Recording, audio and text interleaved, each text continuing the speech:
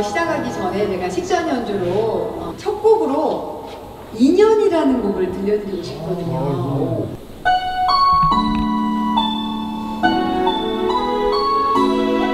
소중한 인연 맺고 싶습니다. 인연 들려드리겠습니다.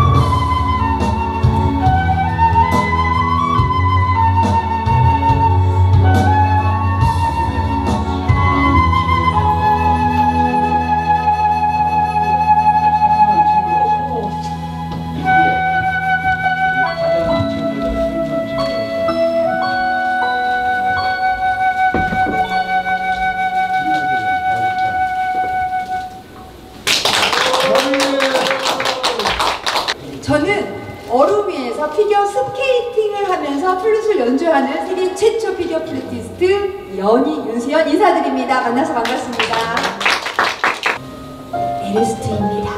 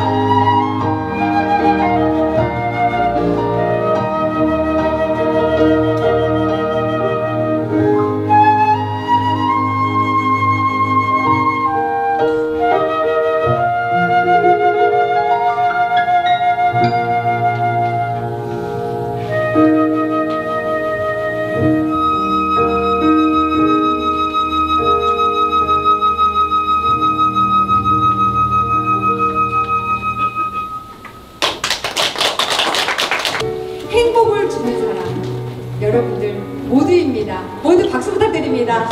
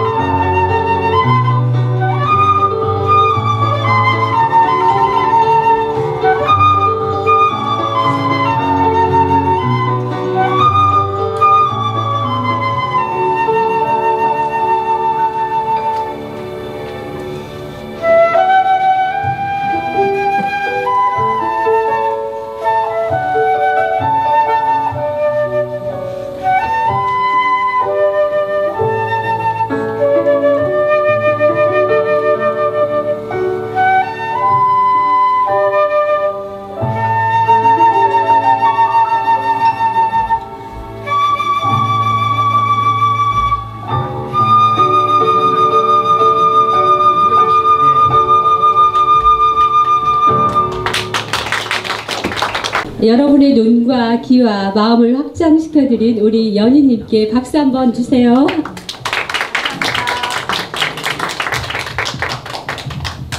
뜨겁게 달구어 주셨는데요. 여러분의 사월사월한 발걸음 반갑습니다. 오늘은 손성환 전 스웨덴 대사의 우크라이나 전쟁 그 파장과 우리 강연에 이어 시사 토크를 이어가도록 하겠습니다. 오늘 이 자리엔 멋진 논산시장님 함께 하셨는데요. 짧은 눈맞춤 향기로운 인사 해주시겠습니다. 시정을 위해 늘 애쓰시는 시장님께 향긋한 응원의 박수 주시기 바랍니다. 네. 이렇게 방문해 주셔서 환영을 드리고요. 또 영광스럽게 생각합니다. 논산에 오니까 공기가 많이 달고 아주 상큼하고 또 살고 싶은 그런 논산이다 이런 느낌을 안 받으십니까? 그렇게 하십니까? 그 다른 어디 외국에 많이 다니셨을 텐데 그 어디보다도 전혀 부족함이 없는 우리 논산이 될 겁니다. 우리 논산은 특히 사람 냄새도 많이 있고요. 또 꽃내음도 있고 또 사람의 마음의 냄새도 납니다. 그만큼 따뜻함이 있는 그런 도시 이렇게 찾아주셔서 대단히 감사하고 우리 여러분 잘 아시죠? 우리 김원실 작가는 늘 우리한테 늘 아름다운 삶을 살 수 있도록 그런 계시를 주시고 그런 힘을 주시고 그런 용기를 주시고 또 희망을 주시는 고마운 분입니다. 그래서 굉장히 자랑스럽게 생각을 하고요. 우리도 남상원 우리 회장님께서는 늘 모든 것을 다 살림을 하듯이 그렇게 뒷받침을 하면서 우리 논산 사랑이 저 정도로 아주 철철 넘치게 있는 줄은 저도 많이 몰랐습니다. 그전에는 사실은 제가 시장 뛰고 이제 알았습니다. 논산의 그 일제에 대한 부분에 대해서 하나 빠지지 않고 늘 챙기면서 그렇게 제가 또 마침 놓칠 수 있는 것들도 자꾸 챙기면서 놓치지 않게 말씀을 해주시는 걸 보고 논산에 대한 애정이 너무 크고 또 고마운 분들이구나 이런 생각을 합니다. 이렇게 우리의 생각들이 하나로 다 모아서 결국은 아름다운 꽃을 피우고 또 희망을 만들어내고 또 논산의 발전을 만들어갈 수 있다 이렇게 생각합니다. 저는 또 거기에 또 힘이 입어서 한눈 팔지 않고 오로지 직진해서 논산의 가치를 크게 높이는 역할을 해서 우리 논산 시민들 진정으로 참 시장 잘 뽑았다 진짜 행복하다 이런 마음을 갖게 해야 되는 것 그것이 또 저한테 책임이다 이렇게 생각하고 열심히 일하고 있습니다. 이제 여러분 잘 아시다시피 우리 농업대로 군수산업을 통해서 논산에 새로운 큰 변화를 만들어가고요. 거기에 아름다운 또 문학적 또 소양을 갖출 수 있는 그런 부분이 함께 갖출 수 있는 우리 논산 시민들은 남들이 다 부러워하는 그런 논산 시민이 될 것이고 정말 다시 논산에 가서 살고 싶다. 논산의 가치가 저렇게 높아졌나? 논산에 저렇게 큰 꿈을 가지고 있고 저렇게 잘 나가나 이런 부러움의 대상이 될 것이라 저는 확신하고 우리 손성환 대사님 그렇게 논산을 만들 수 있도록 또 밖에 나가셔서 우리 논산 자랑도 많이 해주시고요. 많이 또 지원도 해주시고 그렇게 도와주실 수 있도록 당부를 드리고 있습니다. 저도 열심히 더 잘하겠습니다. 여러분 오래간만에 이렇게 만나뵈서 대단히 감사하고 고맙습니다. 마음이 꽃처럼 편안합니다. 고맙습니다. 그럼 오늘 강연을 책임질 손성환 전 스웨덴 대사를 소개하겠습니다. 주 스웨덴 대한민국 대사관, 주 러시아 대사관 공사를 하셨고 유엔 한국협회 부회장, 한국외국어대학교 초빙 교수이십니다. 손성환 전 대사님을 자리에 모시겠습니다. 모두 산뜻한 박수로 맞아주십시오. 안녕하십니까. 방금 소개받은 손성환입니다. 오늘 우선 저를 이렇게 좋은 장소에 좋은 기회에 초청해 주신 김홍신 우리 국민 작가님 그리고 남상은 회장님 그리고 또 이 바쁘신 시점에도 불구하고 이 자리를 찾아주셔서 격려해 주신 이 논산 시장님께 감사를 드립니다. 사실 저는 그 외교부 공직 생활을 오래 했고요. 외교부는 이제 퇴직을 해서 지금 여러 가지 강의도 하고 있고 또 NGO 같은 데서 봉사도 하고 있습니다. 근데 이제 여러분들이 첫째 제가 왜 러시아에 대해서 러시아 우크라이나에 대해서 강의를 할 수 있을지에 대해서 좀 의문이 있으실 수 있을 것 같은데 저는 그 외교부 생활을 하는 가운데 상당 기간 러시아와 관계되는 일을 했습니다. 제가 수교되기 전에 러시아 연수를 미국 가서 했고요. 그다음에 처음에 러시아하고 한국하고 수교된 이후에 모스크바 나가서 이제 1등 서기관으로 있었고 나중에 이제 공사로도 이제 지냈습니다. 그리고 이제 그 소 연방이 해체 붕괴가 되고 13개 공화국으로 나뉠 때 제가 이제 카자흐스탄 대사관에 가서 근무도 해본 적이 있습니다. 그리고 나중에 이제 공사를 했는데 제가 이제 외교관 생활하면서 보람이라 그럴까 두 가지가 있습니다. 외교관이라는 게 큰 무슨 물질적 혜택이나 이런 거보다는 공직자 중에서 이제 세계적인 사건과 세계적인 어떤 무대에서 자기가 기여할 수도 있고 또 그런 세계 격변 속에서 뭔가 현장에 있을 수 있는데 저는 소련이 붕괴되는 그 당시에 이제 모스크바에 있었고요. 그리고 제가 이제 시카고 총리교사 할 때는 그 미국 최초로 흑인 대통령이 미국 대통령이 된 오바마 대통령이 이제 대통령이 되는 시절에 제가 모스크바에서 근무했습니다. 제가 특별히 기여한 건 없습니다만은 외교관으로서 세계의 어떤 대격변, 사변은 아니지만 대격변과 중요한 사건의 현장에 제가 있었다는 걸 굉장히 나름대로 자부심을 느끼고요. 여하튼 오늘 이렇게 그 우크라이나 러시아 전쟁에 대해서는 한국 국민들도 굉장히 관심이 많으십니다. 사실 어떻게 보면 이렇게 멀리 떨어진 나라의 전쟁이 우리하고 무슨 관계가 있을까 이렇게 생각하실 수도 있죠. 근데 생각해 보면 러시아는 우리하고 통일이 되면 국경을 같이 마주하는 국경을 서로 같이 하는 그런 나라이고요. 그리고 이제 러시아하고 그 한국 국민들 간의 서로 우호적인 감정이 다른 주변 국가들하고 비교했을 때 굉장히 높습니다. 그래서 저도 그 러시아 우크라이나 사태가 일어난 것에 대해서 굉장히 안타깝게 생각하는데 또 다른 측면에서 보면 그 러시아 우크라이나 사태는 멀리 떨어진 유럽에서 일어나는 거지만 사실 우리도 그 잠재적인 그 비슷한 안보적인 우려를 안고 살고 있기 때문에 러시아 우크라이나적이 남일 같지 않다. 그래서 이거를 사실은 먼 나라의 일을 볼 게 아니라 우리가 여기서 어떻게 이 사태를 이해하고 그럼 우리 한국적 현실에서 이걸 어떻게 이해를 할 것인가에 대해서 한국 국민들도 관심을 가질 필요가 있다고 생각합니다. 그런 차원에서 제가 나름대로 준비한 것을 강의 드리겠습니다. 오늘 그 목차는 일단 우크라이나 사태에 대해서 여러분들이 신문지상이나 언론을 통해서 많이 보셨기 때문에 간단하게 말씀을 드리겠지만 그 러시아가 주장하는 것에 대한 국제사회에서 반박하는 내용을 좀 설명드리고 문제는 러시아가 주장하는 일방적인 주장보다도 이 사태가 일어난 그 제일 근본적인 그 이유는 결국 지도자가 중요합니다. 지도자의 인식이 이 사태를 결국 야기시켰다. 그래서 결국 지도자는 누가 문제입니까? 이 가해국 침공국의 지도자가 문제겠죠. 그래서 우크라이나 침공 사태 책임이 있는 그 푸틴 대통령이 전쟁 이전서 한참 전서부터 우크라이나나 주변 국가들을 어떻게 생각했고 러시아의 정체성에서 대해서 어떻게 이해했는지를 설명드리겠고요.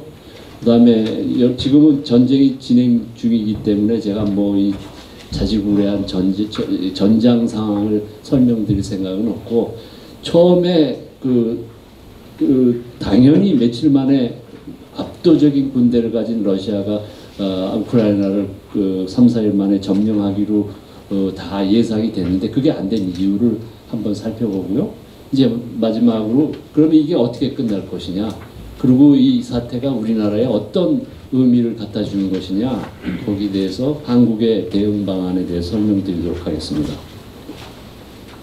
이 사실은 뭐 이건 여러분들이 이 러시아가 큰 나라고 우크라이나에 비해서 10배나 뭐 경제력이나 군사력이나 큰 나라이기 때문에 러시아의 선전이 훨씬 더 지상에 많이 언론 지상에 많이 알려졌는데 러시아의 이제 전쟁의 원인을 러시아 주장을 설명을 드리자면 그 나토가 점점 그 동쪽으로 러시아 국경으로 이동을 해서 우크라이나를까지 나토에 들어가게 되면 러시아로서는 안보 위협에서 벗어날 수가 없고 일종의 이거는 선제적인 공격이다 뭐 이런 주장이죠. 그러니까 러시아 그 서방 국가가 원래는 나토를 그 러시아 국경 쪽 동쪽으로 움직이지 않겠다고 통일 과정에서 다 양해를 하고 이렇게 약속을 했는데도 실제로 지키지 않았다. 뭐 그런 주장입니다. 그리고 이제 그런 주장을 또 지지하는 사람이 적지는 않습니다. 특히 이제 미국이나 이런 서방권의 현실주의 정치자들, 유명한 사람들이 많습니다. 키신저 박사 같은 그런 사람들도 러시아에 대해서 너무 밀어붙여서 서방이 밀어붙이고 나토가 너무 동쪽으로 이동하는 바람에 이랬다. 이제 그런 주장을 하고 있죠. 근데 사실 살펴보면 그 서방이 약속한 거는 그런 말이 오간 건 사실입니다. 독일 통일 과정에서 베이커라는 미국 국무장관이 그 당시에 고르바초프 그 소련 서기장하고 독일 통일을 하는데 러시아가 우려하는 게 뭔가 하면 통일이 되면 독일이 땅이 넓어지고 서독에 있는 나토군이 독일 동독 쪽으로 옮기게 되면 러시아가 안보적으로 여러 가지 취약해진다. 그렇게 얘기했을 때 미국의 베이커 장관이 그거는 뭐 우리가 나토군을 동쪽으로 이렇게 움직이지 않겠다 이렇게 약속을 했습니다만은 그거는 지도자 중에 한 사람이 구두 약속이고요. 문서상으로 약속된 게 없습니다. 그때 베이커 장관이 그렇게 약속을 했습니다마는 부시 대통령은 그건 말도 안 된다. 우리가 그 앞으로 일어날 일에 대해서 동독이나 특히 또 동구는 동독하고 다른 차원인데 동유럽의 국가가 앞으로 어떤 자주적인 외교적인 노선을 취할지에 대해서 미국이 예단해서 이렇게 결정하는 거는 말이 안 된다. 그래서 사실은 미국 내에서 그렇게 합의가 안 된 내용이고 또 소련하고 독일 통일되는 과정에 서방 국가들하고 소련하고 이 통독 조약에 사인할 때 그 내용이 들어가지 않기 때문에 국제법적으로 말하자면 이거는 전혀 근거가 없는 효력이 없는 근거가라기보다는 효력이 없는 내용입니다. 그리고 이제 우크라이나나 조지아가 나토에 들어가겠다는 마음이 있었습니다만은 여러분들 아시다시피 EU나 유럽 연합이나 나토는 들어가려면 몇십 개 조약을 맺어야 됩니다. 그 원래 회원국하고 그게 한 20년 걸려요. 지금 10년 동안 유럽 연합에 가입하지 못한 나라들이 여러 개 있습니다. 왜냐하면 그 가입하려면 여러 가지 조건을 만족시켜야 되기 때문에 우크라이나가 나토에 가입한다는 것은 당장에 일어날 일도 아니고 그 다음 2008년 부카레스트 나토 정상회담에서 우크라이나하고 조지아가 우리도 언젠가는 나토에 들어가고 싶다 이런 희망을 표력했을 때 그 당시에 유럽의 대국인 프랑스, 독일 이런 나라들은 반대했어요. 들어오면 러시아가 불편하니까 반대했어요. 그 나라들이 반대하면 그 나토나 유럽연합은 회원국 모두가 찬성하고 각국의 의회가 비준하지 않으면 가입이 안 되는 겁니다. 그러니까 러시아가 주장하는 게 사실 근거가 없는 거죠. 그 우크라이나가 당장 나토에 가입할 수도 없는 상황에 나토 가입할 것이 두려워서 우리가 먼저 침공을 했다는 것은 사실은 그 국제법적으로 또 논리적으로 모순이다, 이렇게 볼 수가 있고요. 그래서 이거 뭐 제가 그 인터넷에서 푸틴 대통령이 역사를 되게 좋아합니다. 근데 우리 지도자가 역사를 모르는 지도자는 곤란하지만 역사를 갖고 자꾸 해석을 해서 자기가 원하는 방향으로 역사를 사회에 주입시키고 강요하는 지도자들은 좀 우리가 잘 살펴봐야 됩니다. 푸틴 대통령도 역사에 관심이 있었는데 자, 사실은 저 제목을 보시면 아시다시피 우크라이나하고 러시아의 전쟁의 원인을 딱 간단하게 설명을 드리면 이 역사 문제, 국가의 정체성 문제 관련해서 러시아하고 우크라이나하고 투쟁이다, 이렇게 이해를 하시는 것이 맞고, 무슨 단순히 우크라이나가 20년 후에 가입될지 아닐지 모르는, 그거는 그 핑계나 뭐 여러 가지 구실에 불과하다, 이렇게 말씀을 드리겠습니다. 그러면 이제 지도자의 인식이라는 게 중요한데 역사 인식이 중요합니다. 근데 이제 푸틴 대통령은 이번 전쟁 작년 2월 말고도 예전에 2014년에 크림반도를 전격 합병하지 않았습니까? 그때도 그 직전에 아주 일관되게 우크라이나 문제에 대해서 얘기한 게 있는데, 우크라이나는 러시아하고 같은 형제국가고 기본적으로 같은 나라라는 겁니다. 그러니까 우크라이나는 자주적으로 생각하는 것도 안 되고, 자주권을 가져도 안 되고, 자주적인 외교권을 행사해도 안 되고, 기본적으로 우크라이나는 그 러시아 제국이 붕괴되자 이제 볼셰비키가 들어와서 결국 소연방으로 바뀌지 않습니까? 그 당시에 볼셰비키들이 그 러시아를 통합하면서 맨 나라로 분할하면서 그냥 인위적으로 만들었고, 저거는 인공적인 국가고 원래 주권 국가가 아니고 별도로 존재하는 독립국가가 아니라는 겁니다. 여러분 황당하지 않습니까? 일본이 예전에 우리한테 얘기했던 게 내선 일체라고 그래서 한국하고 일본하고 같은 나라고 뭐 대동아 공용권이니까 우리 같이 살아야 된다. 이 큰 나라가 같이 살자 그러면 우리가 잘 따져봐야 됩니다. 같이 살자는 게 아니라 내 밑에 들어와서 내 마음대로 하고 말 들으라는 얘기하고 뭐 별 다를 얘기가 없는데, 그 푸틴 대통령이 우크라이나 침공하기 전날 이틀 전에 담화에서도 다시 한번 자기 입장을 재확인했는데, 우크라이나는 국가로서 존재한 적이 없다.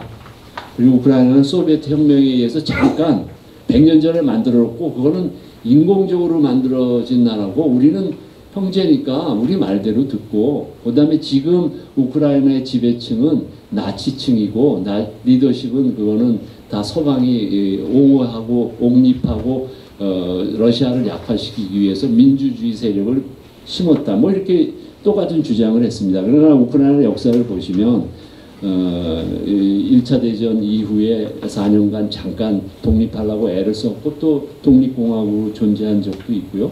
이전에도 자기의 정체성, 자기의 문화, 자기의 독자적인 언어 이런 걸 유지하기 위해서 굉장히 애를 썼고, 1991년에 고르바초프 말기에 옐친 대통령이 러시아를 이제 연방에서 해체하고, 그럴 때 각 소연방에 속했던 그 공화국들이 분리해서 이제 독립할 때 우크라이나도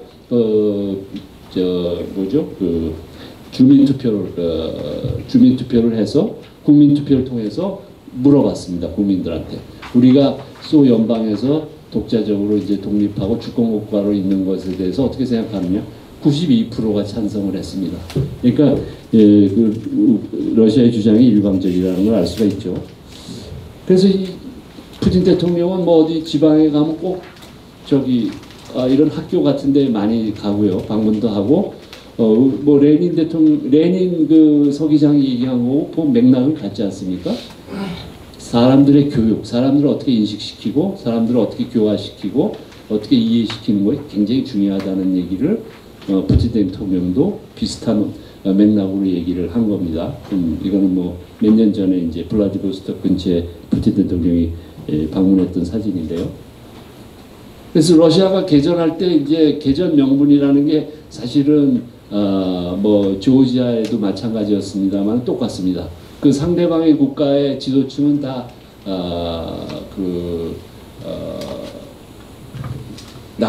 나치를 추종하는 세력이고 다 괴뢰 정권이고 그리고 이제 한 가지 문제는 다른 제국들이 역사적으로 많이 있었습니다. 여러분들 뭐 영국도 제국이 있었죠. 인도를 오랫동안 점령을 했고 그 다음에 프랑스 뭐 네덜란드 이런 유럽 제국들이 다 아프리카 이런 나라들 식민지로 만들어서 다 오랫동안 제국 국가로서 이제 유지를 해왔는데 다른 제국하고 러시아 제국이 틀린 게 두 가지 있습니다.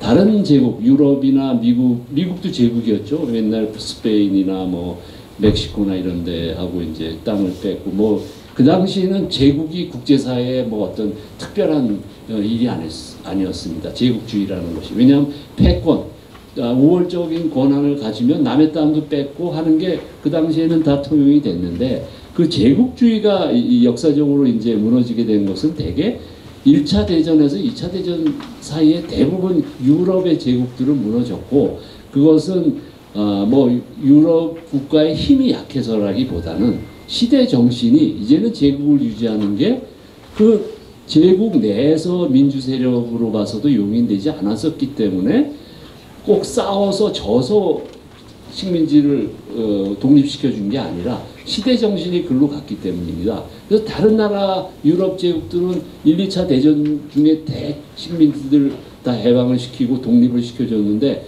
러시아는 그걸 못했습니다. 왜 못했겠습니까? 러시아는 러시아 제국이 무너지면서 소련 그 볼셰비키 세력이 공산주의 세력이 들어오면서 제국이 해체된 게 아니라 오히려 제국이 강화되고 예전에 그 자기 땅뿐이 아니라 주변에 있는 동구권까지 오히려 확대를 한 겁니다. 근데 2차 대전에 소련이 전승국이었기 때문에 서방이 그거를 막을 방법이 없었기 때문에 다른 유럽 국가들은 제국이 해체되는 과정을 다 겪었는데 그것이 힘에 붙여서도 있고 자발적으로 식민지를 독립시켜주는데 소련은 그걸 못하고 오히려 제국을 확대한 게 지금 이제 제국이 해체가 되는 과정에 있다. 아니면 해체가 돼야 된다. 이렇게 주장하는 역사학자들이 많이 있습니다. 요거 하나만 작년에 우크라이나 전쟁 직전에 유엔 안보리에서 이제 각국 대사들이 발언을 하는데 러시아식으로 얘기하자면 아프리카의 지금 나라들은 국경 여러분들 아프리카 지도 보시면 이게 막 굉장히 직선으로 막 돼 있죠. 그게 가능합니까? 옛날에는 부족들이 엉켜 살고 그러는데 그게 다 예전에 그 제국들이 독립시키면서 이걸 다 뭐 일일이 강 따라 뭐 산 따라 이렇게 국경을 만들기 어려우니까 편의적으로 만든 겁니다. 그러면 그 아프리카에 사는 사람들 입장에서 저 옆에 있는 강 저편에 있는 거 원래 우리 불안민들이 살던 땅인데 이거 다시 뺏어야겠다. 이런 식으로 인위적으로 그 형성된 2차 대전 이후에 큰 물길, 큰 흐름에서 형성된 그 국경을 다시 다 옛날 조그만 이유를 갖고 다시 다 자기 마음대로 바꿔야 된다면 세계는 계속 피비된다는 전쟁을 할 수밖에 없다. 이렇게 말한 사람이 아프리카의 케냐 대사였다.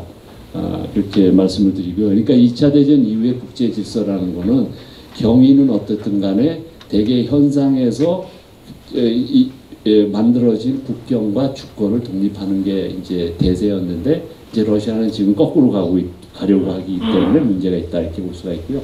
정치인형 중에서 문제가 되는 거는 이제 러시아 제국이 그 소련으로 바톤 타치를 하니까 넘어가면서 소련이 굉장히 강대했고 주변의 동북 국가까지 다 흡수를 했는데 그게 이제 냉전 이후에 무너지면서 그 소련의 어떤 국제적 위상이나 지위 이런 게 무너진 거에 대해서 굉장히 가슴 아프게 생각합니다. 왜냐하면 이 사람은 통독 전에 그 동독 시절에 거기 우리 KGB 그 대표였거든요. 드레스덴에 주재했던 그런 사람 입장에서 보면은 이게 우리가 동독 넘겨주고 소련이 이렇게 위축되고 축소되는 것이 굉장히 가슴 아픈 겁니다. 그래서 푸틴 대통령이 나토 정상회의에서 20세기에 가장 큰 지정학적 제약은 소련 연방의 붕괴였다. 그러니까 그게 굉장히 억울한 겁니다. 그래서 하여튼 예전에 연방 시절에 아니면 그 이전에 러시아 제국의 어떤 번영과 그때 어떤 번성했던 때로 다시 회복시키자 하는 그런 정치 이념을 갖고 있다는 거죠. 그런데 이제 주변 국가들, 우크라이나나 다른 폴란드나 체코슬로바키아 이런 데는 다 이제 러시아권에서 다 독립을 하고 서방으로 이제 가까워졌는데 이제 그것이 푸틴 대통령한테는 그거를 수용할 수 없는 겁니다. 그리고 사실은 여러분들 이게 굉장히 모순이 있는데 푸틴 대통령이 계속 주장하는 게 러시아하고 우크라이나는 같은 나라다. 계속 주장하고 있지 않습니까? 그런데 우크라이나는 1991년 이후에 독립해서 대통령 선거를 여러 번 하고 정권이 여러 번 바뀝니다. 그래서 야당했던 사람이 대통령 되고 젤렌스키 대통령도 야당에서 정권을 이제 70 몇 프로의 지지를 받아서 대통령이 되는데 생각해 보면 우리하고 러시아하고 우크라이나하고 같은 나라인데 우크라이나는 저렇게 선거도 만들어 할 수 있고 대통령도 바꿀 수 있고 마음대로 자유를 구가할 수 있고 집권층도 욕할 수 있고 그러면 러시아는 같은 나라인데 못할까? 그런 생각이 러시아 국민들한테 들지 않겠습니까? 그러니까 사실은 나토의 어떤 동진이나 확장은 핑계고 자기하고 같은 나라라고 생각했던 우크라이나가 저렇게 친서방하고 민주국가로 시간은 걸리지만 변모되는 것에 대해서 두려움을 느낀 겁니다. 왜냐하면 푸틴 대통령이 20년 집권을 했습니다마는 내년에 선거가 있습니다. 2024년에.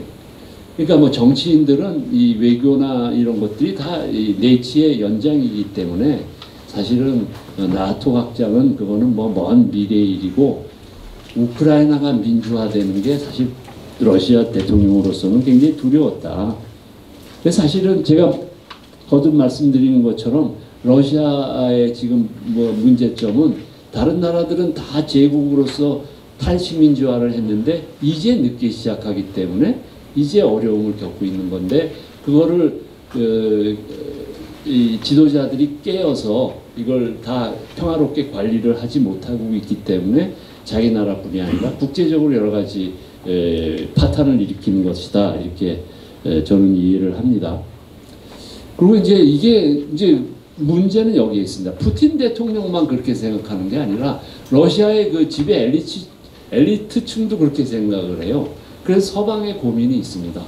푸틴 대통령이 바뀌면 그러면 러시아는 좋아질까? 그게 아니라는 거죠. 왜냐하면 러시아의 그 권력을 잡고 있는 그 그룹들이 되게 보수주의적이고 소련의 어떤 해체나 이거에 대해서 푸틴 대통령하고 비슷하게 다 그거에 대해서 상실감과 박탈감을 느끼고 있고 그것을 어떻게든지 회복해서 미국과 같은 수준의 국제적으로 대우를 받고 싶어 하는데 사실 말이 안 되는 게요. 냉전 시대에도 경제적으로 미국의 반도 안 됐지만 지금의 러시아라는 거는 GDP가 한국 수준입니다. 그리고 이태리나 스페인 수준이기 때문에 군사력이 아무리 있다 그래도 그것을 예전 냉전 당시의 패권 국가로 인정받기는 어려운 겁니다. 그런데 이제 국내 세력들도 이러한 같은 푸틴 대통령의 인식과 결을 같이 하기 때문에 이게 문제라는 것이죠.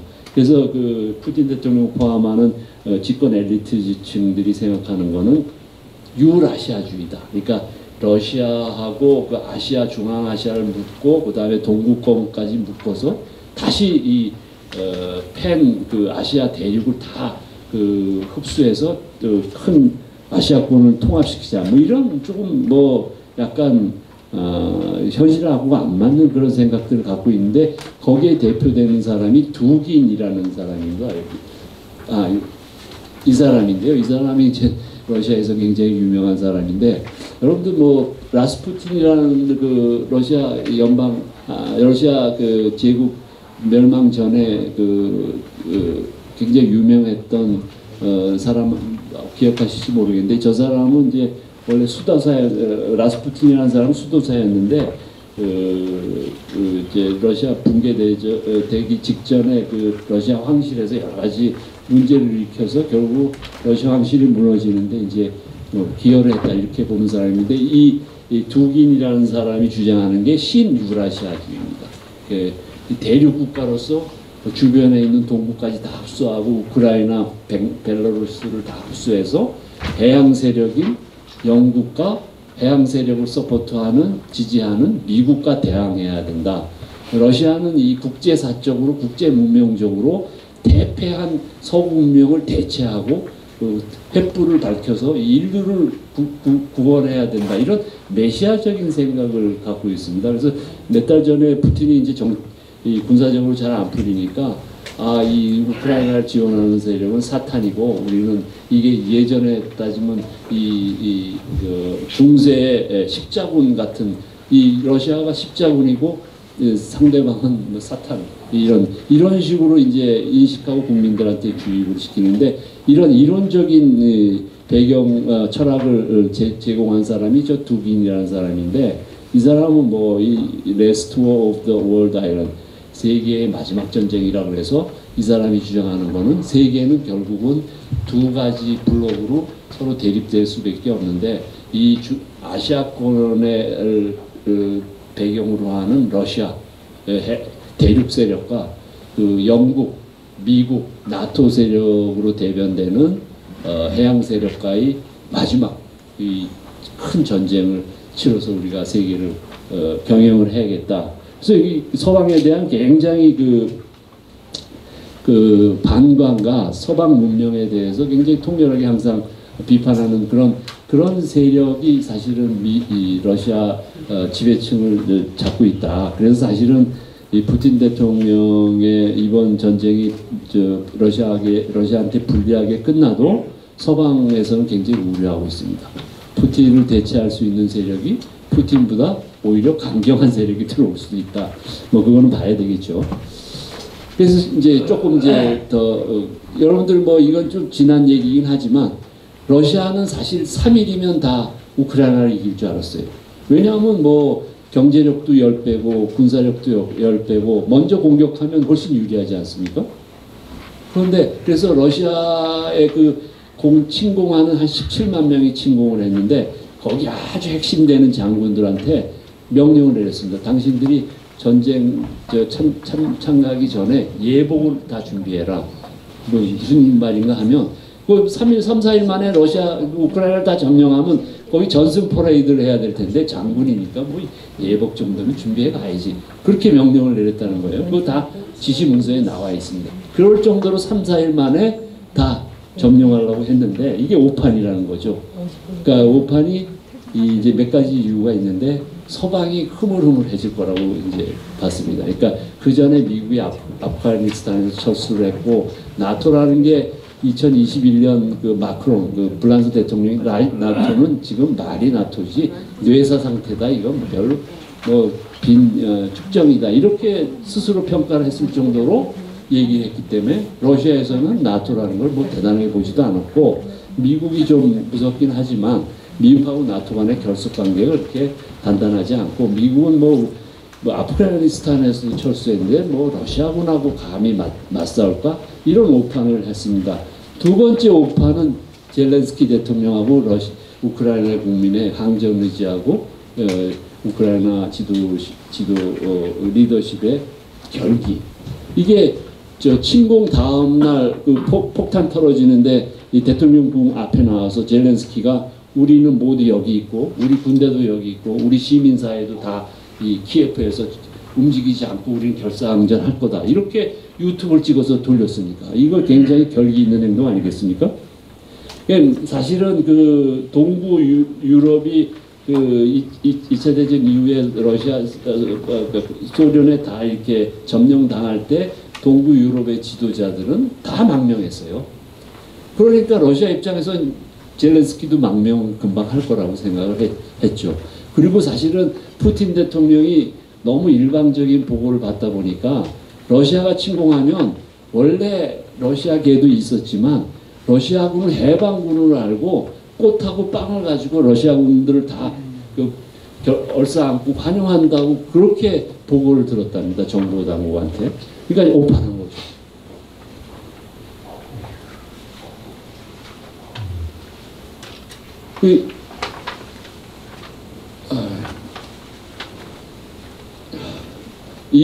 이 사람은 올렉시 다닐로프라고 우리로 따지면 국가안전보장위원회 위원장이 해당돼 굉장히 중요하죠. 안보 외교 문제를 다 다루는 사람인데 신공 당일날 그 대통령 벙커 앞에서 젤렌스키한테 얘기했습니다.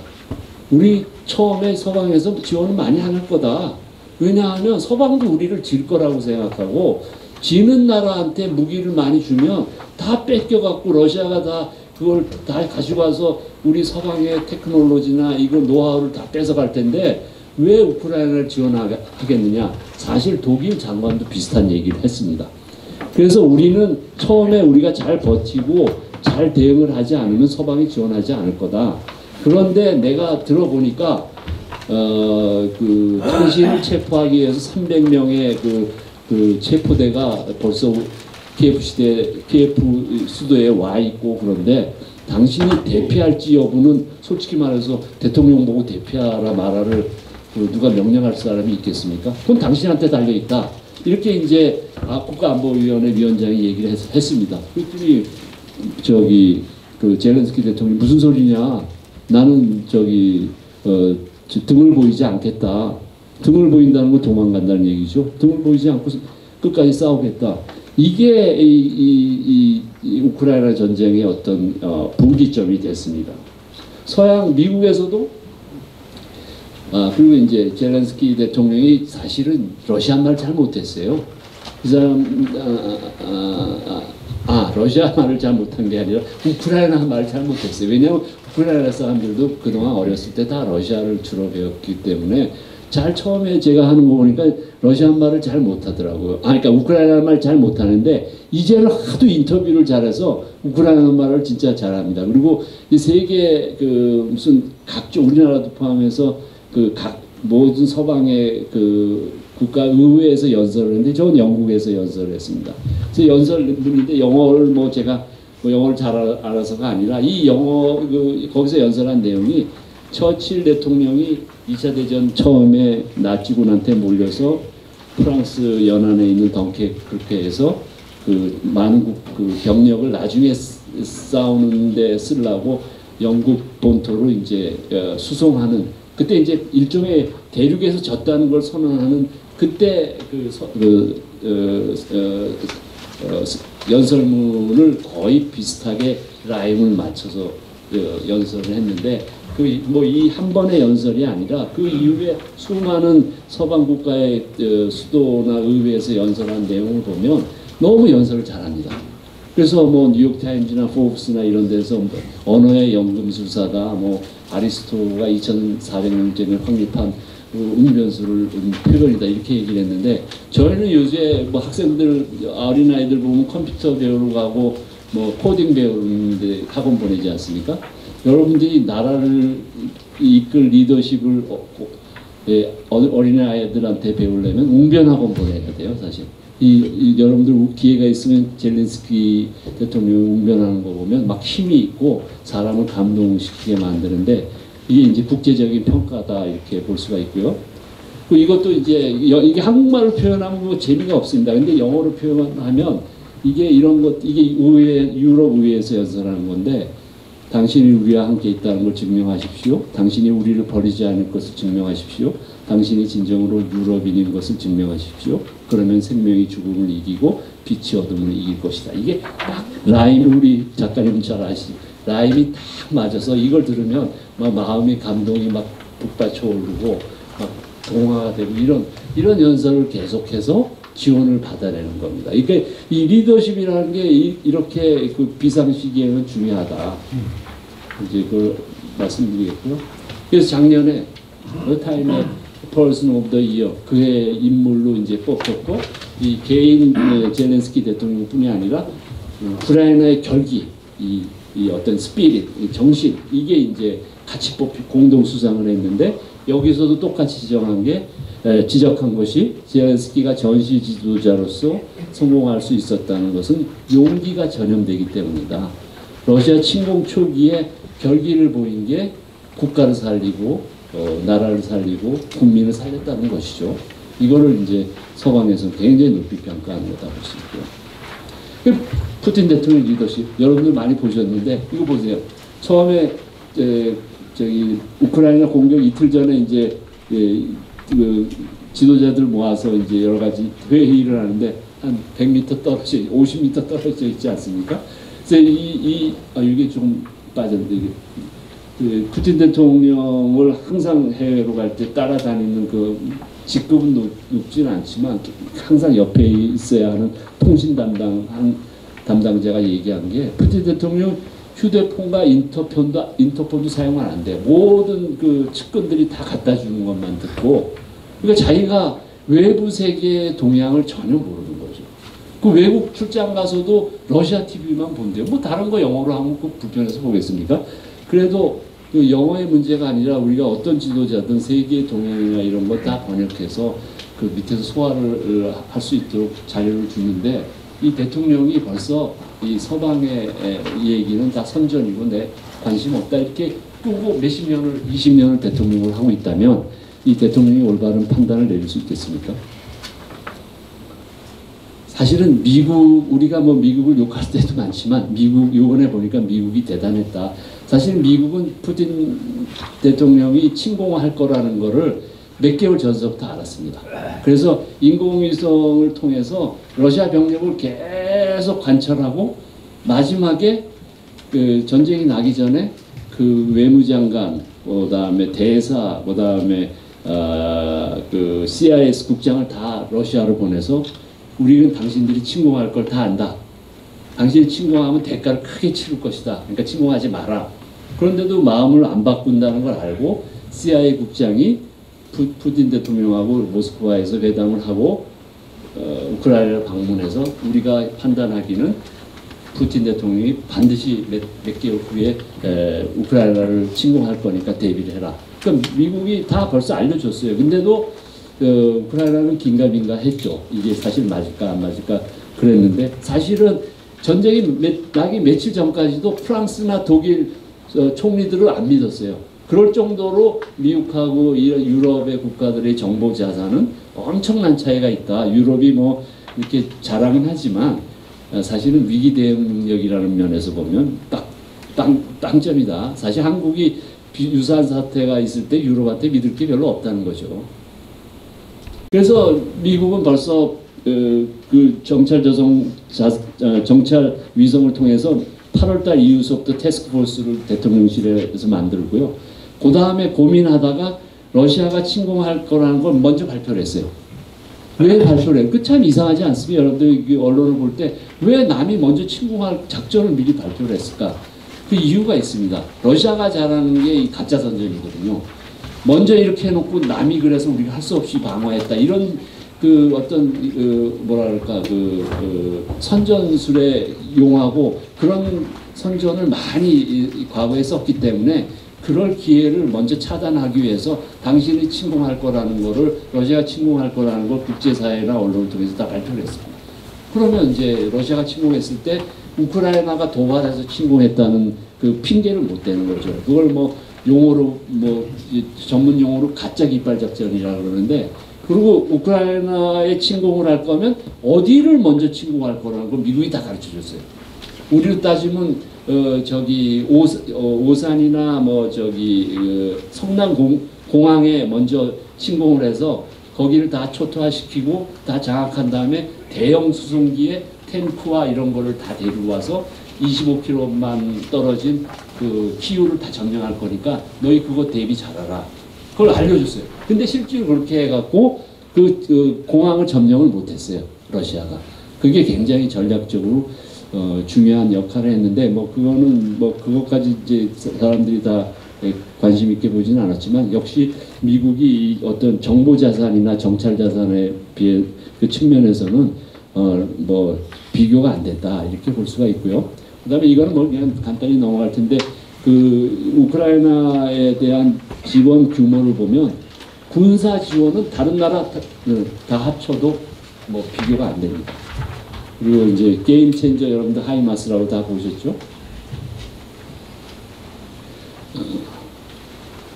러시아군이 이제 부패하고 무능한 거는 위에서 부패했기 때문에 아래에서 그게 이제 막을 수가 없었고 제공권에도 이제 실패를 했고 이라크 같은 데 미국이 침공할 때는 먼저 완벽하게 그 제공권을 다 장악했고 미국 이라크의 어떤 방공망을 다 장악했기 때문에 쉽게 했는데 러시아는 그렇게 못했다. 그 다음에 이거 이제 러시아가 얼마큼 부패했는지 여러분들 그 미국 29기에 여러분 GPS라고 이제 방향을 보여주는 건데 그게 없어갖고 저기 시중에서 파는 300불짜리 GPS를 저기 테이프 붙여서 감았다는 거고 이거는 뭔가 하면 능동 방어 장치라고 해서 탱크가 이제 그 어떤 상대방 포탄을 맞으면 중간에서 이제 폭발해서 탱크 기본 그 장갑에는 손상이 안 가게 일종의 갑옷을 입히는 건데요. 그걸 열어봤더니 그 계란 껍질이 들어가 있, 계란 종이 껍질이 들어가 있다는 거죠. 저게 돈은 다 받고 저런 걸 채웠다는 거죠. 그래서 하여튼 이 새로운 유형의 전쟁이라고 간단히 말씀을 드리면 이거는 여태까지 하는 전쟁하고 틀려서 그냥 지상에서 병력이 싸우는 것뿐이 아니라 이 위성의 전쟁인데 위성 이미지 전쟁이다. 이걸 보시면요. 이게 사실은 침공 전에 국경에서 러시아가 주둔했던 걸 다 이렇게 미국의 인공위성 막사라는 인공위성 찍어서 다 서방이나 미국 정부에 제공한 건데 여기를 보면 러시아가 침공할 수밖에 없었던 그 많은 병력이 모였다는 걸 다 낱낱이 보고 있었다는 거죠. 지금 지상에 도는 민간 위성이 13,000개가 있다. 스페이스X라고 해서 우리 테슬라의 일론 머스크가 운영하는 인공위성도 2,000개가 있다. 그러니까 러시아가 그걸 쏘겠다고 위협은 했지만 13,000개의 인공위성을 어떻게 쏩니까? 못 쏘죠. 그래서 이것도 이제 뭔가 하면은 미국하고 러시아의 어떤 작전의 어떤 차이를 보여주는데 우크라이나만 봐도 드론에서 정보를 입수하면 스타일링크라고 해서 위성 인터넷으로 그걸 찾아서 멀리 있는 포병한테 연락을 자동으로 해주면 미국에서 지원해준 장거리 곡사포가 이 도광 중인 러시아 군대를 타격해서 한꺼번에 탱크 70대와 400명이 전사하는데 이럴 정도로 역시 이제 예전처럼 그냥 눈에 보이는 전투가 아니라 위에서 이제 벌어지고 있다. 이거는 이제 중요한 건데요. 이게 사실은 부차라는 데서 민간인이 많이 학살됐는데 러시아는 나중에 우크라이나가 다시 부차라는 지역을 뺏은 다음에 죽은 사람이다 이렇게 얘기를 했는데 위성이 벌써 몇 달 거를 다 찍어서 이렇게 비교를 해보니까 이거는 러시아군이 점령을 했을 때 벌써 죽은 사람이 있었다는 겁니다. 그러니까 이거는 러시아군이 학살했다는 거를 위성이 증명했다는 거죠. 그래서 이제는 대외 선전전도 그냥 거짓말 적당히 해서 넘어가지 않을 정도로 기술적으로 이게 완벽하게 증명이 되거나 부인이 되거나 확인이 된다. 뭐 이런 건 넘어가고요. 이것도 넘어가고 뭐 크라우드 펀딩이라고 해서 이게 러시아하고 우크라이나만 싸우는 게 아니라 국제 민간인들도 이렇게 크라우드 펀딩을 통해서 체코, 리투아니아, 우크라이나 사람들 이런 걸 다 돈을 모아서 자기 나라 군대한테 지원을 하는 겁니다. 이제 싸우면 이 두 나라가 싸우는 게 아니라 국제 사회가 같이 싸워주는 겁니다. 우크라이나는. 우리나라도 그걸 그래서 우리나라가 갖고 있는 이 문화 자산 이런 게 이제 우리가 뭐 그런 일이 생기면 안 되겠지만 굉장히 중요합니다. 이런 문화 자산을 갖고 있어야 국제사회나 여론의 지원을 받는다.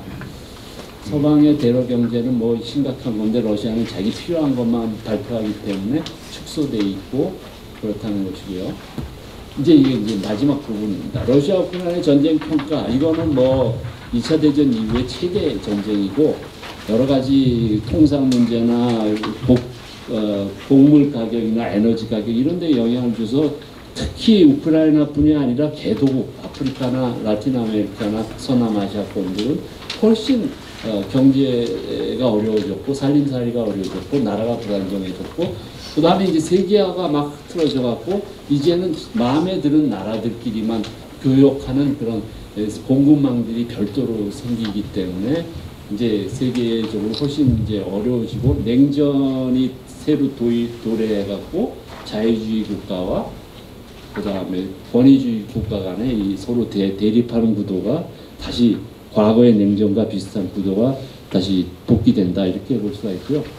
휴전협정은 어떻게 될지 잘 모릅니다. 결국은 두 러시아나 우크라이나가 다 힘이 빠져서 더 이상 우리가 희생을 해도 나아지는 게 없다는 판단이 비슷하게 들어야 그때 이제 휴전협정에 들어갈 것 같고요.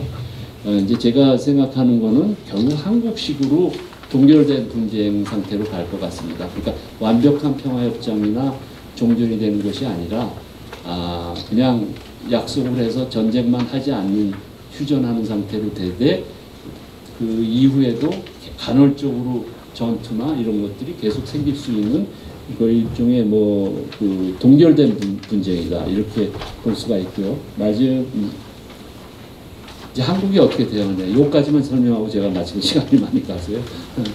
저는 그 러시아를 많이 했기 때문에 저하고 친한 러시아 교수들도 많고 제가 러시아도 좋아하고 저도 러시아에 근무를 해서 러시아를 사랑하는 마음이 많은데 대응하는 방안을 잡는데 전공한 사람들이 더 어려워요. 왜냐하면 러시아를 너무 아끼고 사랑하기 때문에. 근데 사실은 우리는 이걸 두 가지 측면에서 봐야 되는데 하나는 사태는 사태대로 보고 우리 외교 문제 관리는 좀 다르게 봐야 된다. 우리 사태는 우리는 엄정하게 객관적으로 현실적으로 볼 수밖에 없는 게 우리나라는 사실 2차 대전 이후에 규칙에 기반해서 어떤 다자주의 질서, WTO나 뭐 UN이나 이런 거에 수혜를 받아서 압축 성장과 민주화를 한 나라인데 그 사태를 이상하게 볼 수는 없지 않습니까? 냉정하게 엄정하게 보면 이건 자유주의 커뮤니티 우리가 또 일원이기 때문에 그 주권국가인 이웃국가를 침략하고 국제법을 위반했을 뿐이 아니라 전쟁 수행 방식에 있어서도 비인도적인 방식으로 집단 학살하고 이런 전쟁이 잘못됐다고 규탄하거나 국제적인 어떤 지지나 연대를 하는데 우리가 머뭇거린다는 것은 가령 우리가 다시 어떤 분쟁이 생겼을 때 우리가 다른 국가한테 호소력이 있겠습니까? 저는 그래서 사태에 대한 우리 현실과 평가는 그대로 엄정하게 하되 러시아하고 관계는 조금 다르다.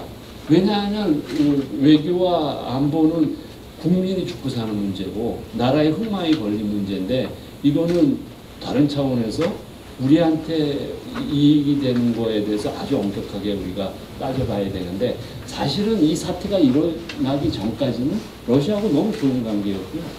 또 하나는 유럽의 안보 정세가 취약한 거하고 못지않게 지금 동북아 정세, 중국 대만이니 북한, 한국이니 굉장히 엄중한 사태가 벌어지고 있는데 제일 문제가 되는 것은 결국 중국과 러시아하고 북한이 연합돼서 우리에 대항하는 군사 분독체가 되는 걸 우리가 막아야 되는데 그런 점에서 우리가 러시아 한로 관계로 관리를 해야 되고 사실은 우리 한국에서도 이게 언제든지 문제가 생길 수 있는 그런 잠재적인 안보 불안 지역인데 만약 문제가 생기면 솔직히 말씀드려서 미국 외에는 프랑스, 독일 뭐 이런 나라에서 심정적으로 우리를 지지할지는 모르지만 큰 지원을 받을 수 없습니다. 그러면 우리가 서방에서 뭐 많이 받을 수 있다는 그런 기대 속에서 우리 안보 정책을 관리하는 것은 문제가 있고 그렇기 때문에 이제 우리가 한러 관계는 우리가 참 조심스럽게 가야 되고 그 다음에 사실은 우리가 길게 봐서 중장기로 봐서 남북 통일을 해야 될 때 우리 보십시오. 미국은 당연히 동맹이니까 우리를 지지하겠지만 일본이 우리를 지지한다고 생각하는 분 있을까요? 중국이 우리를 지지하기 위해서 반대하겠죠. 근데 러시아는 이 전쟁 전까지는 우리를 지원해 줄 수 있는 가능성이 제일 높은 사강, 미국 제외하고. 그러니까 러시아를 우리가 완전히 떨어뜨리거나 러시아를 NT로 만드는 건, NT 한국, NT 통일로 만드는 건 우리가 아주 조심해야 되는 거라고 봅니다. 이 문제고, 마지막으로는 러시아가 사실은 우리를 열심히 보고 있고 푸틴 대통령이 코멘트를 했는데 우리가 폴란드를 통해서 많이 좀 간접적으로 지원을 하고 있는 거에서 불편한 것을 내색을 했어요. 그래도 우리가 주의 깊게 봐야 되는 거는 불편한데도 불구하고 러시아가 한국에 대해서 아주 굉장히 조심스럽게 대한다는 겁니다. 우리나라는 지금 아직도 무비자, 러시아에 대한 무비자 협정이 유지되어 있는 유일한 나라입니다. 다른 나라는 다 폐기했어요, 전쟁 이후에. 근데 한국은 폐기하지 않았습니다, 러시아가. 또 하나는 최근에 러시아 대사관이 노력을 해서 다른 나라들은 지금 러시아로 갈 수 있는 항공이 다 끊어졌어요. 근데 이제 러시아가 이제 직접 가는 거는 서방 제재 때문에 안 되지만 중국을 거쳐서 비행기로 짐을 환승하지 않고 갈 수 있는 거로 루트를 만들었습니다. 그러니까 러시아는 한국이 하는 게 불편하지만 한국을 아주 자기의 적대국으로 놓는 게 더 문제가 있다는 걸 이해하고 한국에 대해서 굉장히 조심스럽게 어프로치를 하기 때문에 우리도 안보 문제에 대해서는 굉장히 실질적으로 아주 냉정하게 해야 된다. 우리 이스라엘이 그렇거든요. 이스라엘은 다 지지하고 유엔 투표에서 지지하지만 우크라이나를 지원하지 않습니다. 왜냐하면 이스라엘이 중동에서 처한 그 안보 현실에 입각했을 때 러시아까지 엔티로 만들어 놓는 거로는 부담이 큰 거거든요. 그래서 저는 러시아 사태에 대해서 우리가 평가하고 비판하고 이런 건 좋지만 한도 관계는 또 다른 차원에서 열심히 봐야 된다. 이제 다른 것도 있는데 제 시간이 많이 가서 제 강의는 이것을 마치겠습니다. 감사합니다. 시장님께 주셔서 보내드려야 될 것 같습니다.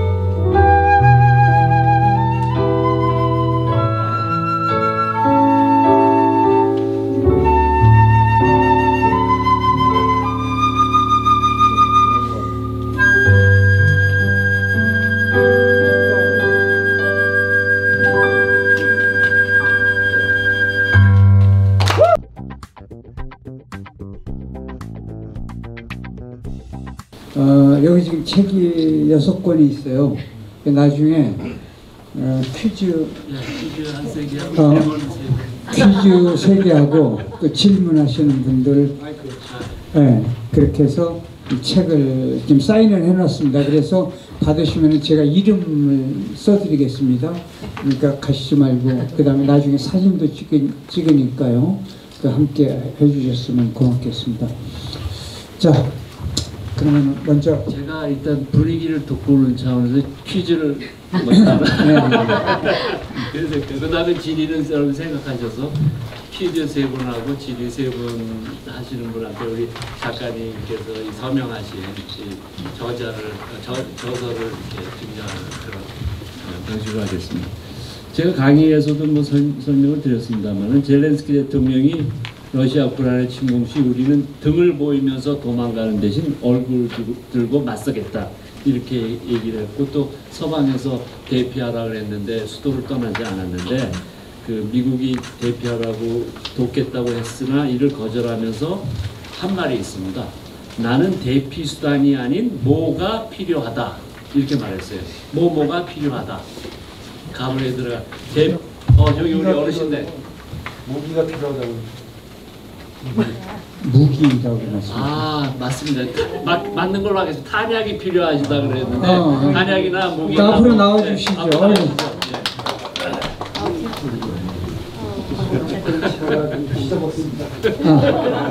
자, 요거 가지고 있다가 나중에 사인해드리겠습니다. 네.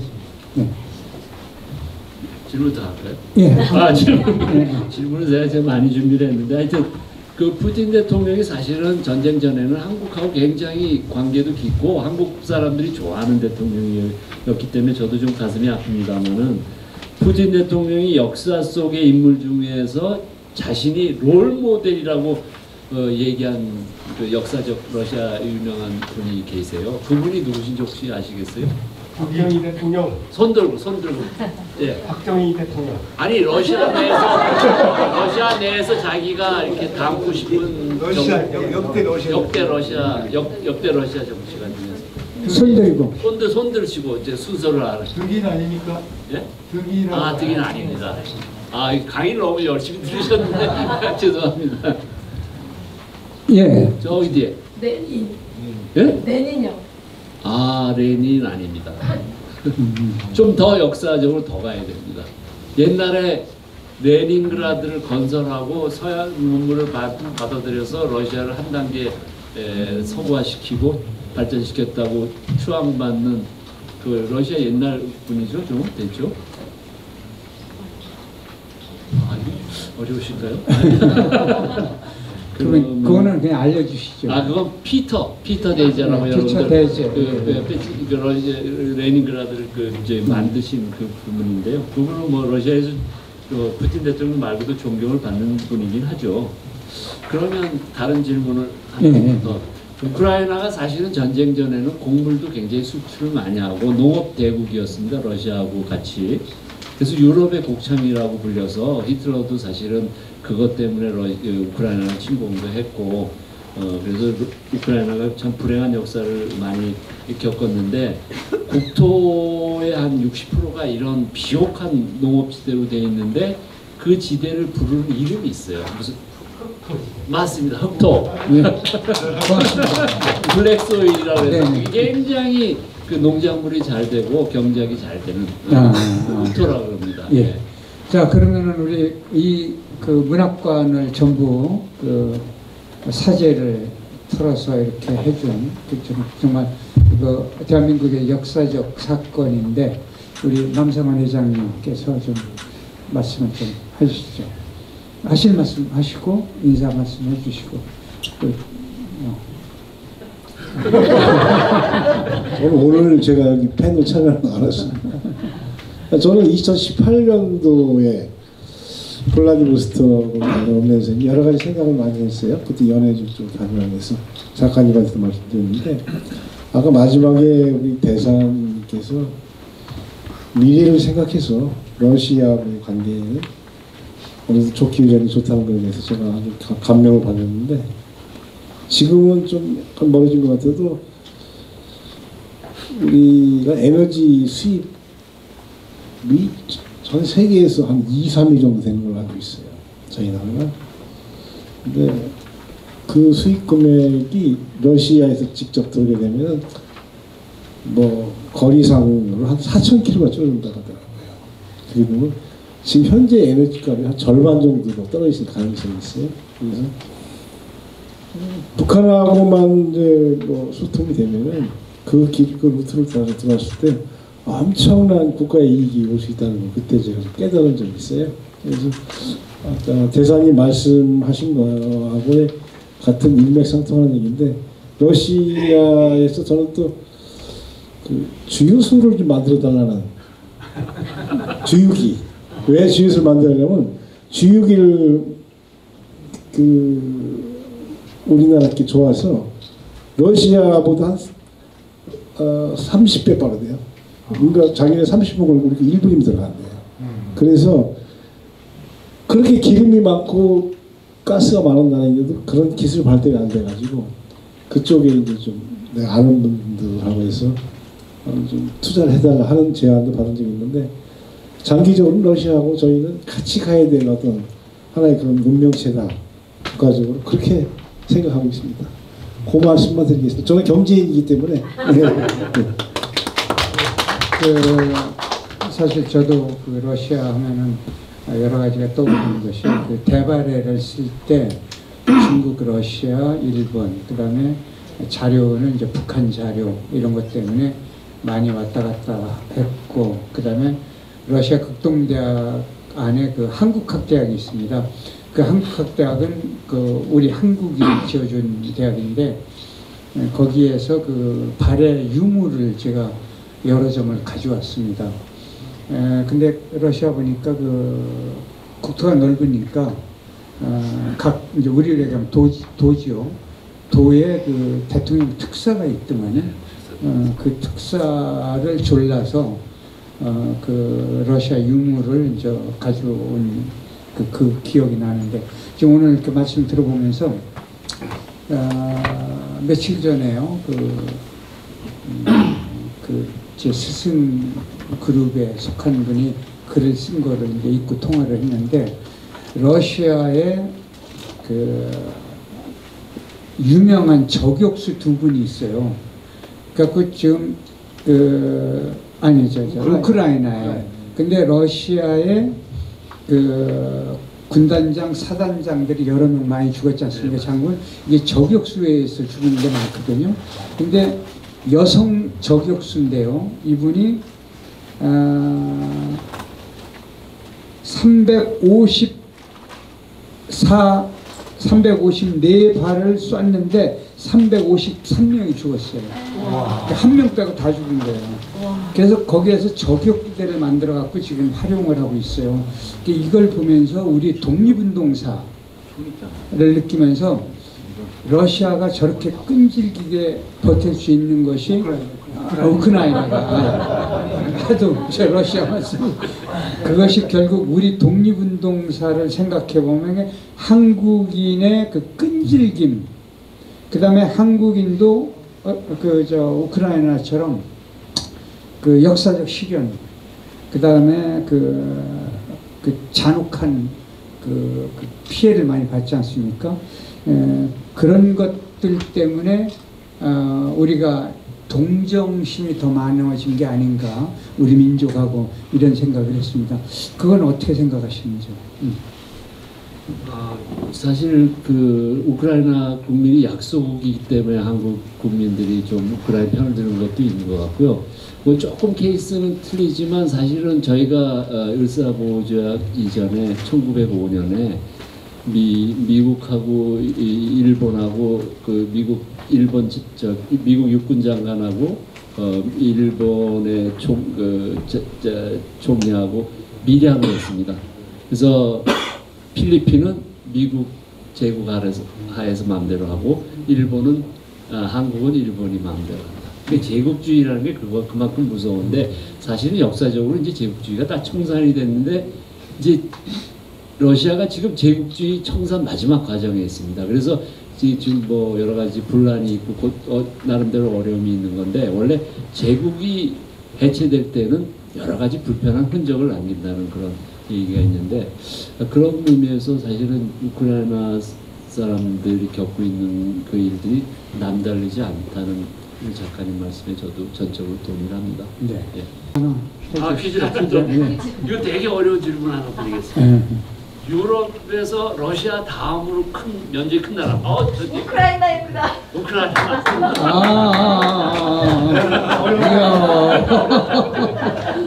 어렵다 그러니까 손 안. 저 나중에 저 사인 받으세요, 이름. 네네네. 네.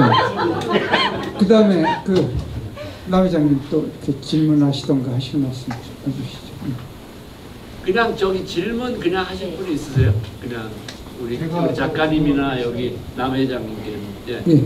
그 러시아 그 국민성이 어떤지 궁금합니다. 우리가 잘 아는 것 같은데도 만약에 우리 저 한국인 같은 지금 당장 광화문에 모여서 뭔가 특히 서로 운동을 할 것 같은데 우리나라 국민성이 어떻게 된 건지 지금 현재 푸틴에 대한 생각은 어떤 정도인지 궁금합니다.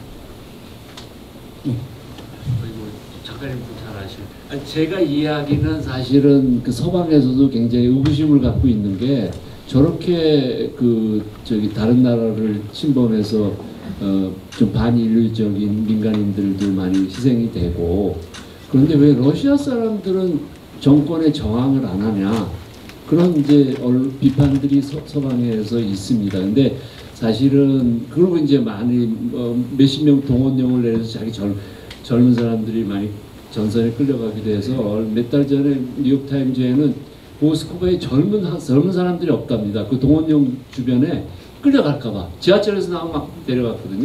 근데 왜 반항을 안 하냐, 저항을 안 하냐는 게 있는데, 사실 저항할 사람, 이게 예전서부터 러시아가 권위주의 국가였고, 소련 때서부터 워낙 반체제 사람들을 강력하게 처단했기 때문에 그 사람들이 무서워하고요.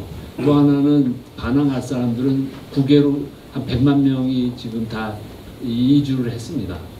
그래서 사실은 그게 참 그 상황에서 반항하기 어렵다는데, 사실 러시아에 대한 비판을 제일 많이 하는 거는 러시아 언론인들이 러시아 주변에 에스토니아, 리투아니아, 라트비아 이런 나라 가서 방송국을 세워서 많이 비판을 합니다만, 국내 사람들에 대해서는 그게 영향이 없는데요.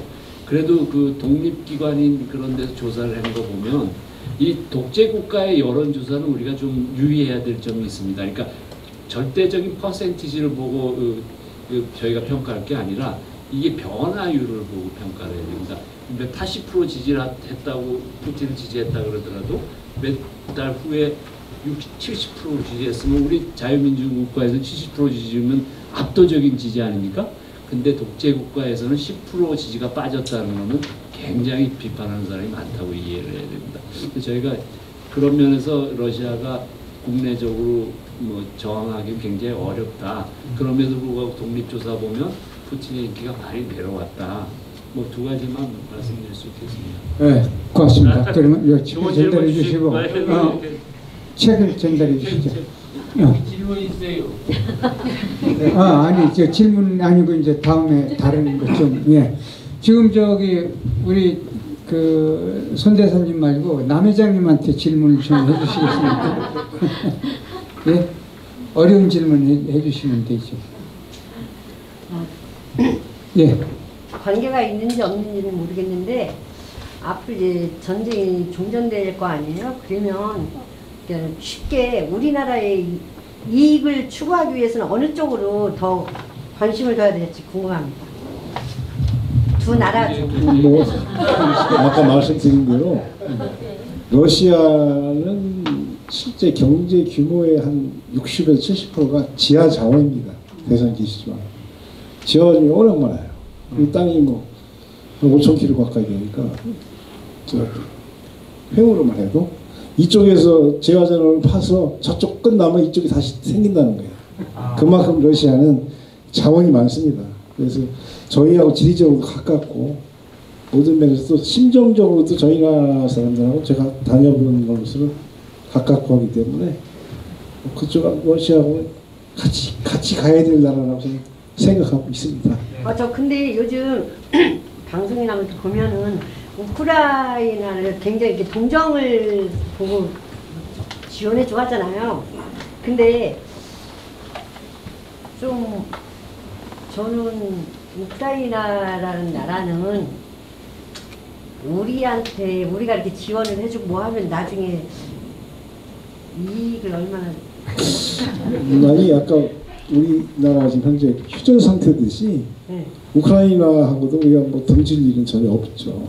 없는데 이제 이런 어떤 그 아주 좀 예민한 어떤 이런 상황에서도 러시아하고는 관계를 유지하는 게 우리한테 유리하다. 그리고 우리하고 거리가 가깝기 때문에 모든 게 편하다. 그런 정도로 얘기할 수 있을 것 같습니다. 예. 감사합니다. 예, 감사합니다. 고맙습니다. 자, 이거 지금 책 전달하고 나머지 책 하나는 퀴즈를 하나 더 내시죠. 제가 퀴즈를 많이 했는데 하나 더 하겠습니다. 요즘 뭐 조금 언론 보도를 열심히 언론 보도를 보셨으면 아시는 분이 있을 것 같긴 한데 우크라이나 우리 한강처럼 우크라이나 한강은 동서로 흐르는데 우크라이나의 국토를 이렇게 북에서 아래로 가르면서 키이우를 관통하는 큰 강. 저기.